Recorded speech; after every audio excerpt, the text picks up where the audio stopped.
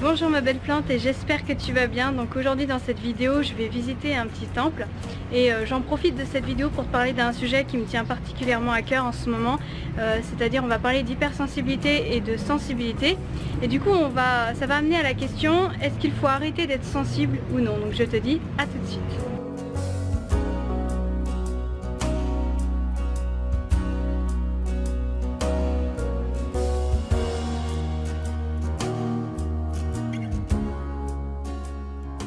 Voilà, donc là on est un petit peu mieux au calme pour parler, et donc je vais te raconter un petit peu ce qui m'est arrivé et ce qui m'est amené en fait à parler de ce sujet là. En fait ce matin avec mon conjoint on a eu un débat sur quelle direction on allait prendre pour la suite de nos voyages, et je sais pas pourquoi j'ai eu une montée d'émotions.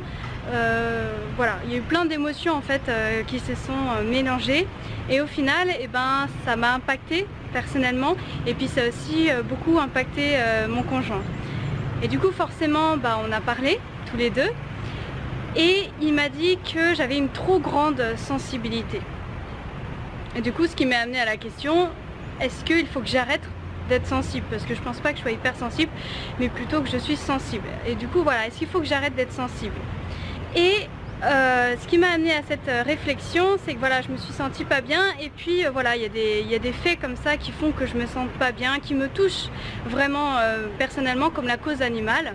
Par exemple, c'est vrai qu'en Thaïlande il y a pas mal de chiens errants, d'animaux errants, et quand on passait en scooter et que je voyais par exemple un chien noir, il y avait un chien noir que je voyais régulièrement qui se posait en fait contre le portail et qui dormait, ça me faisait toujours de la peine de le voir, parce que je me disais, le pauvre il a pas de famille, il a peut-être pas à manger, et ça me rendait à chaque fois super triste en fait quand on passait en scooter devant. Et du coup ce que je faisais c'est que je gambergeais ça, et puis le soir avant de m'endormir, en fait je pensais en fait à ce chien noir. Et finalement, je pense que c'est pas une mauvaise chose d'être sensible, mais ça on y reviendra après. Mais je pense que c'est aussi bien de savoir se remettre en question et de travailler aussi sur soi-même, parce que pour moi on ne peut pas changer, mais on peut évoluer. C'est-à-dire qu'une personne qui à l'inverse n'est pas du tout sensible, on va pas pouvoir lui dire essaye d'être sensible un peu quoi. Non, parce qu'elle n'est pas sensible de base, c'est sa nature profonde, elle est comme ça.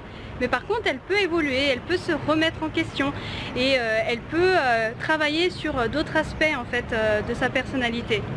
Et du coup moi c'est ce que j'ai essayé de faire, c'est que j'ai essayé de travailler un petit peu plus sur moi. Et je me suis dit que voilà, finalement ce chien il était peut-être pas si malheureux que ça finalement, parce que j'en sais rien, je connais pas sa vie à ce chien. Et en fait après on est repassé en scooter un autre soir, et je voyais ce chien noir en super compagnie de son pote, un chien beige il me semble.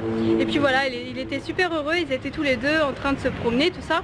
Et du coup en fait je me suis dit que peut-être que ma perception des choses avait été trompée par ma propre sensibilité. Et à l'inverse, je pense que la sensibilité c'est aussi quelque chose de génial, parce que quand on a la chance d'être sensible, on peut percevoir des choses que d'autres personnes ne vont pas percevoir. On peut être plus en lien avec nos émotions, on peut être beaucoup plus en accord avec nous-mêmes, on peut avoir un regard sur des choses que d'autres personnes n'auront pas, et je trouve que ça c'est génial. Pour moi par exemple, toutes les personnes qui sont très douées en créativité, tous les grands artistes, s'ils n'avaient pas une petite touche de sensibilité, s'ils n'étaient pas sensibles, peut-être qu'ils n'auraient pas fait les belles œuvres comme ils ont fait finalement. Donc voilà, c'est ce qui m'a amené à ça. Et puis je pense qu'il faut vraiment, la petite astuce, je pense qu'il faut savoir se remettre en question.